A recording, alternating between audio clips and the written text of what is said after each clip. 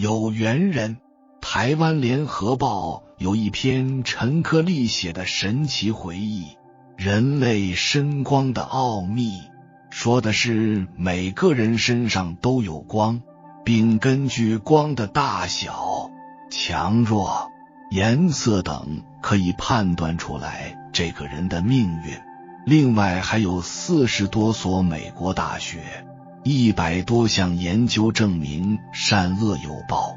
美国的生命伦理学教授波斯特和小说家奈马克在深入研究人在付出与回报之间究竟会产生什么样的关系后，得出结论：好人肯定有好报。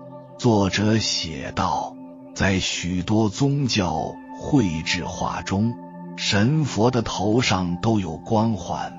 其实即使是现实世界中的凡夫俗子，每个人的身上同样也会有一道微弱的光环，只不过人的肉眼看不见罢了。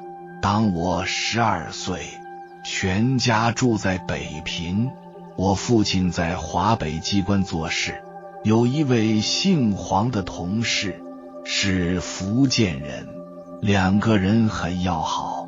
有一天，从上海来了2位朋友来拜访我父亲，正好黄先生也在，于是替他们互相介绍，并约定晚上同黄先生一同到他们投宿的旅社去再聚聚。晚上7点钟左右，天色已经很暗，当时的北平电灯还不普遍，路灯仅仅是一盏小煤油灯，挂在墙上的玻璃罩子里面，光线十分暗淡。当我父亲同黄先生走向那旅社的胡同里时，万籁无声，周遭无人。忽然黄先生大声说：“徐先生在那里。”王先生也在后边。父亲往前看，什么也没看见，觉得奇怪。再又走了一段路之后，果真看见徐、王2位先生一前一后，缓缓地走过来。事后我父亲问黄先生，何以他能在那种情形之下看见他们？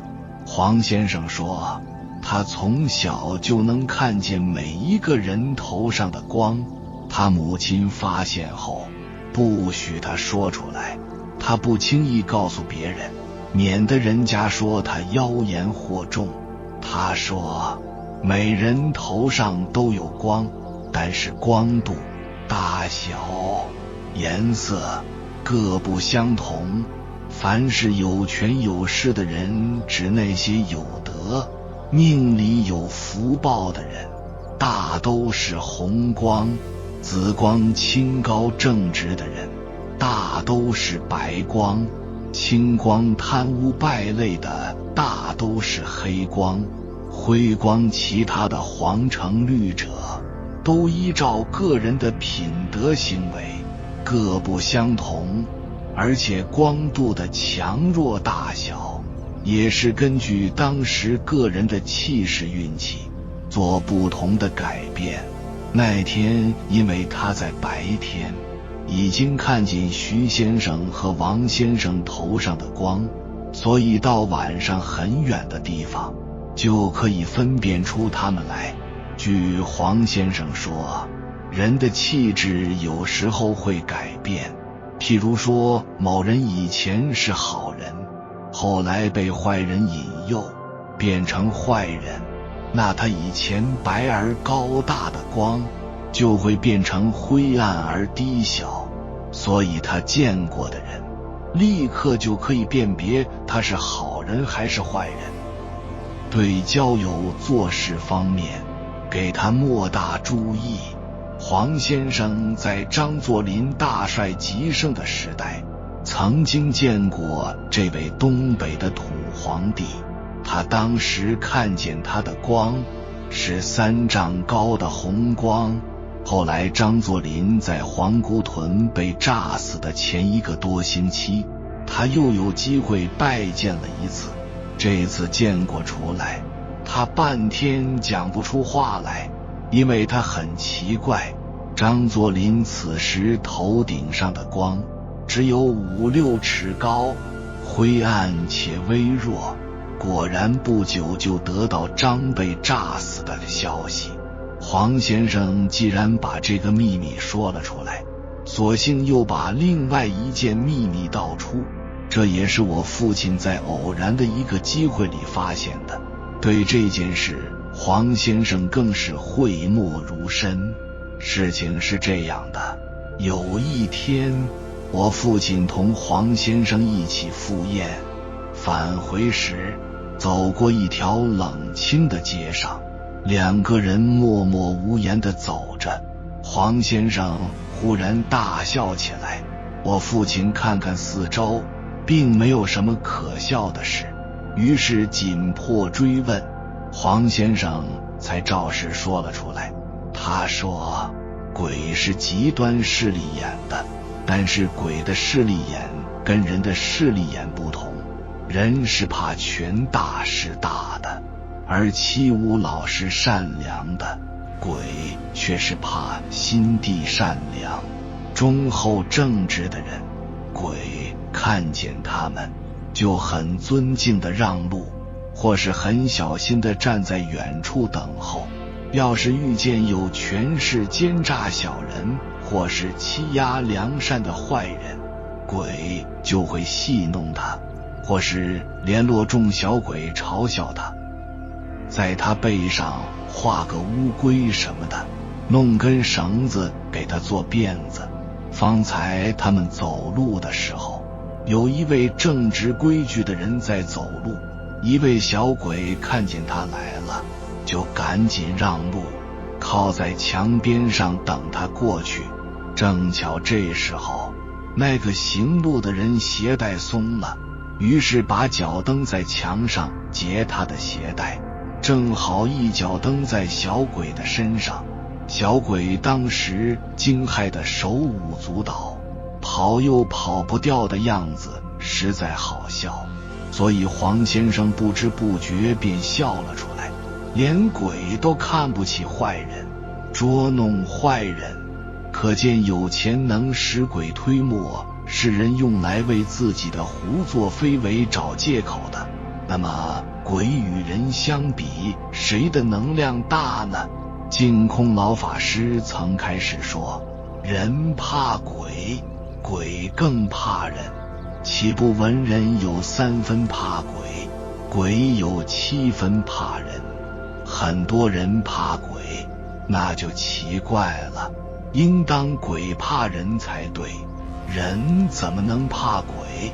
鬼尊敬好人，你心地正直清净慈悲，鬼都回避你3分，他怎么敢伤害你？经上常常讲，一个修行人真正修行功夫得力，40里范围之内，这一些恶鬼恶神都会避开。为什么？你磁场太强，他进来会很不舒服，所以他会避开。德行高的人或者正教修行者，在鬼看来是头顶发出光芒，光明炽盛，因此鬼不能进，进则受伤。一般人也由于人本身的阳气之故，鬼也是比较忌惮的。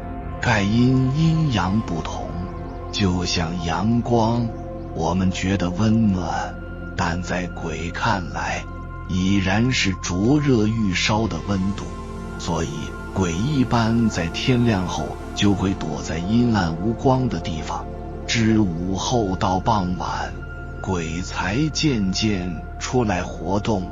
这个道理跟人类一般不敢正视天神或圣者的光芒是一样的道理。鬼神最怕什么人？以下这6种人，连鬼神都不敢欺负：1. 积善之家必有余庆。易经上说，积善之家必有余庆。古代有一姓严的人家，把女儿许配给孔子的父亲，只打听其祖先是否积有大德，而不管孔家是否富有。他认为只要祖上积有大德，其子孙必然会出人头地。孔子也称赞舜之大孝，说：宗庙享之，子孙保之。上述之论却是至理名言，在正之以往事。福建公卿杨荣，其祖先世代以摆渡为生，每当暴雨成灾，冲毁民居时，总有人畜货物顺流而下，别的船只总是相争捞取货物，只有杨荣的曾祖父和祖父以救人为要，货物一概不取。乡里的人都笑他愚笨。到了杨荣父亲出生时，杨家便渐渐富裕。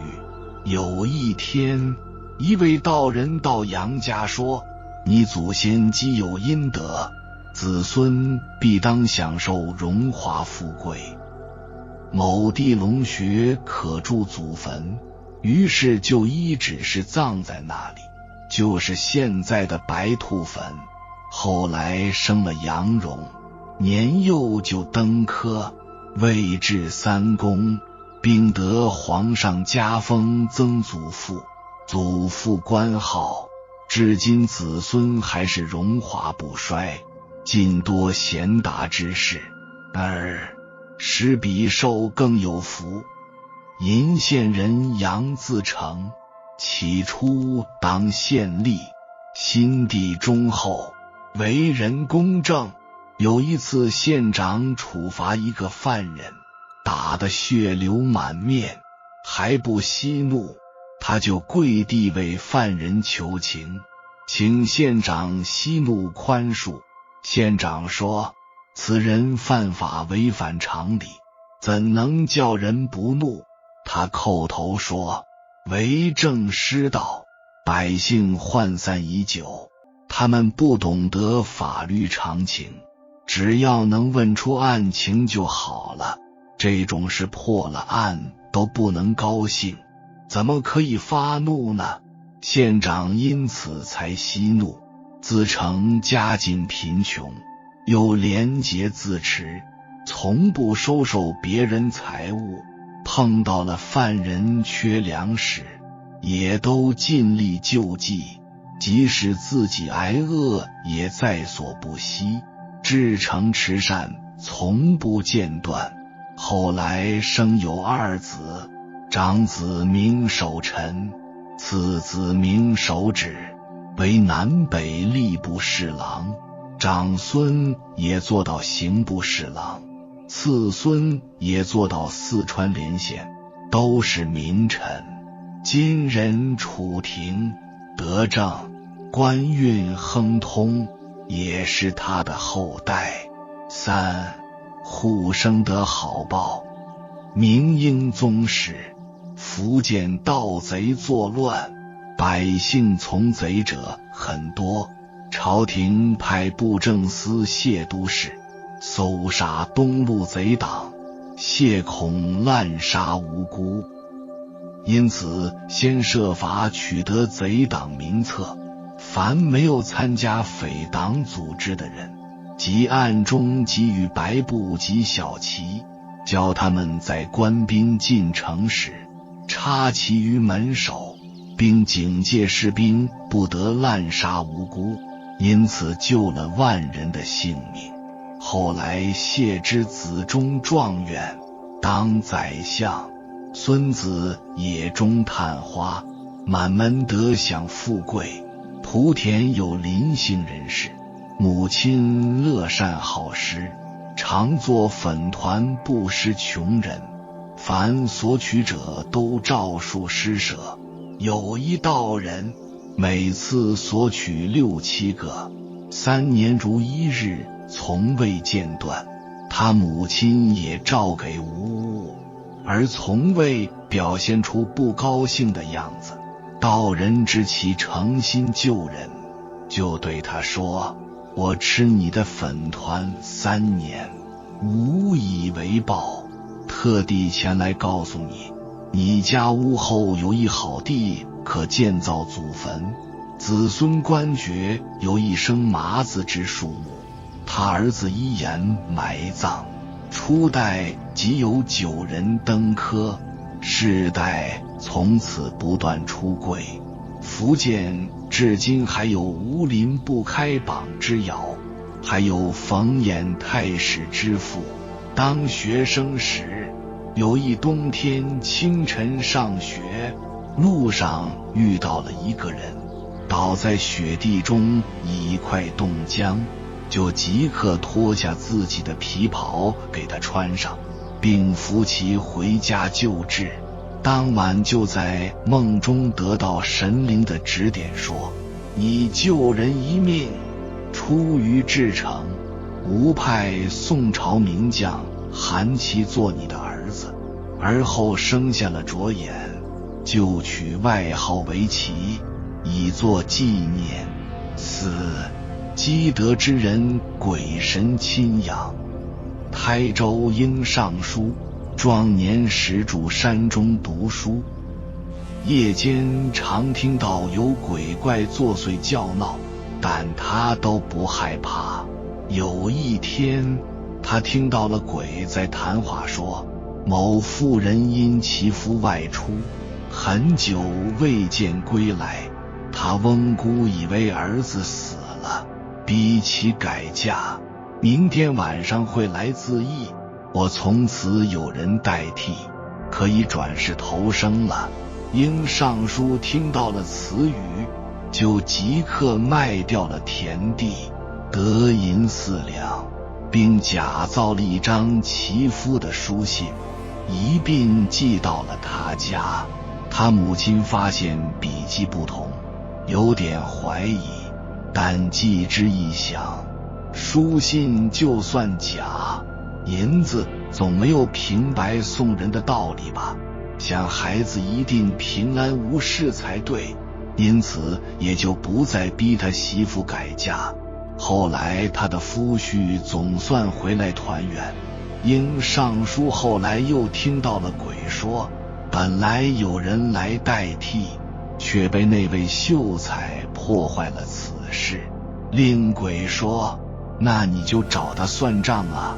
鬼说，不行，上帝以此人心地善良，早已命他为将来阴间尚书，吾怎能害得了他？因公从此更加努力，日日行善，积德甚多。碰到了饥荒时，必捐献粮食救灾；遇到了亲戚有急难，都尽力给予协助。碰到了不如意事，也只逆来顺受，反躬自省而不怨天尤人。至今其子孙为官享福者比比皆是。还有常熟县人徐凤竹，他父亲颇为富有，偶然碰到荒年，就先免收田租作为救灾的倡导，又拿粮食去赈灾救贫。有一次夜里，就听到了鬼在门口唱道：千不诓，万不诓，徐家秀才做到了举人郎。连续几天晚上唱个不停。此年徐凤竹果然中了举人，他父亲因此也就更努力积德行善，从不懈怠，举凡修桥铺路、斋僧祭众，凡有益大众之事，无不尽心尽力。后来又听鬼唱道：千不诓，万不诓，徐家举人直做到都堂。后来徐凤竹果然做到了两浙巡抚，府，平冤减刑和天心。嘉兴图康熙公，初为刑部主事，常往狱中探查案情，遇有无辜冤狱之人，即签报案情给主审官，待开庭时，主审官依此案情审问，无辜之犯人都表心服，因而无罪释放者有10几人。一时京都百姓都说尚书廉明公正，而涂公却从不居功。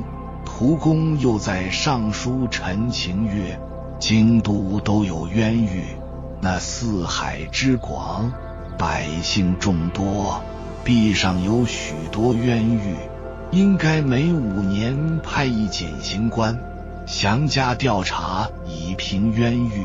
皇上准其所奏，涂公也被派为检刑官之一员。有一天晚上，涂公梦见了神灵指点说：你命中本应无子，今减刑之事正合天心，上帝特赐你3子，并都享高官厚禄。过了不久，夫人就怀孕，后来生了3个儿子，名叫英隼、英坤、英倔，都当了大官。6. 敬神护法子孙昌，嘉善人之力的父亲，当行房吏的时候，对一个无辜被人陷害而判死罪的囚犯很是同情，想替他洗冤。这个囚犯告诉他的妻子说：知先生待人很好，也很同情我的遭遇，愿意代为洗雪冤情，我们已没有什么可以报答，明天你请他到乡下详述案情过节，并许身给他，或许肯用些情分，那么我就能活命了。他的妻子流着眼泪答应了。隔天，知先生到他家里，他即亲切招待，并告诉他丈夫的意思。知先生断然拒绝，只答应他尽力平反案情。结果犯者无罪获释。他们夫妻登门道谢说：先生大德，世所罕见，吾有小女，就送给你当扫地的小妾，此理可通，还请笑纳。知先生只好背了礼物娶她了。后来生儿子名之立，年岁就登科，官至翰林。孙之高以及子孙世代也都官运亨通。美国凯斯西楚大学生命伦理学教授史蒂芬·波斯特和小说家吉尔奈马克从现代科学和医学的角度出发，对人的种种善行在付出与回报之间究竟能产生什么样的关系进行了深度的研究，并将研究成果写成专著《好人有好报吗》在台湾的正体字版，书名叫做《好人肯定有好报》。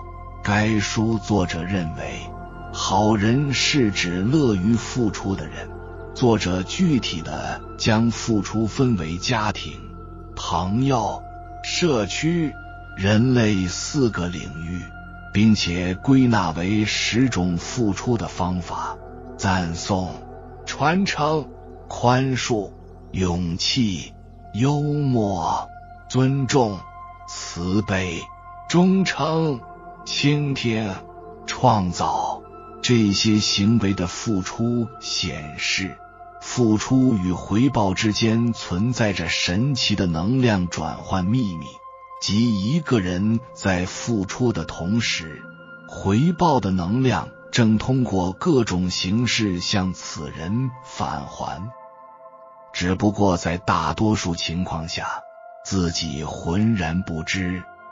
根据这10种付出的方法，作者制定了一套量表，长期追踪一些乐于付出的人。结论揭示，付出可以产生的医疗作用和快乐指数有：乐于付出的人格确实对自身心理和身体健康产生深远的影响，其自身的社会能力、判断能力、正面情绪以及心态等都会全面提升。哪怕对别人一个会心的微笑，传递一个友好的幽默的表情，这些简单的行为都会引起唾液中的免疫球蛋白浓度增加。此书中有许多感人的真实个案内容，作者的科学论证就是根据这些事实进行研究并得出答案的。科学家在神经化学领域的研究中也发现这样一种现象：当人心怀善念、积极思考时，人体内会分泌出令细胞健康的神经传导物质，免疫细胞也变得活跃，人就不容易生病。正念长存，人的免疫系统就强健。而当心存恶意、负面思考时，走的是相反的神经系统，即负向系统被激发启动，而正向系统被抑制住，身体机能的良性循环会被破坏。美国有份杂志曾经发表过一篇题为《坏心情产生毒素》的研究报告。报告中称，在心理实验室中的试验显示，我们人类的恶念能引起生理上的化学物质变化，在血液中产生一种毒素。当人在正常心态下向一个冰杯内吐气时，凝附着的是一种无色透明的物质，而当人处在怨恨、暴怒、恐怖、嫉妒的心情下，凝聚起的物体便分别显现出不同的颜色。通过化学分析得知，人的负面思想会使人的体液内产生毒素。听一位心理学家讲过，他说仇恨的心理产生的毒素可以把桌子的一角削掉。可想而知，人经常怀着负面思想，人的身体是不能好的。过去有一句话叫损人利己，现在科学已经证明恰恰相反，损人不但不利己，而且害己。如此说来，不论是个人、公司还是一个政府，如果是正直的、正义的，那么就会兴旺发达，反之就麻烦很多。说到底，没人给你制造麻烦，麻烦都是人自己找的。有缘人，感谢你看到最后。如果今天的影片对你有所帮助，请按个赞给我响应，回复一句心正则气正。愿你端正自己的心思和意念，保持内心的纯净与正直。一个人内心清正，气场自然浩然无邪，自带护身之光，福报也随之而来。还没有订阅频道的，请点击右侧的订阅按钮，与我们建立更深的连接，随缘加入会员，与同频之人共修福报，随喜转发，传播善知识，功德无量。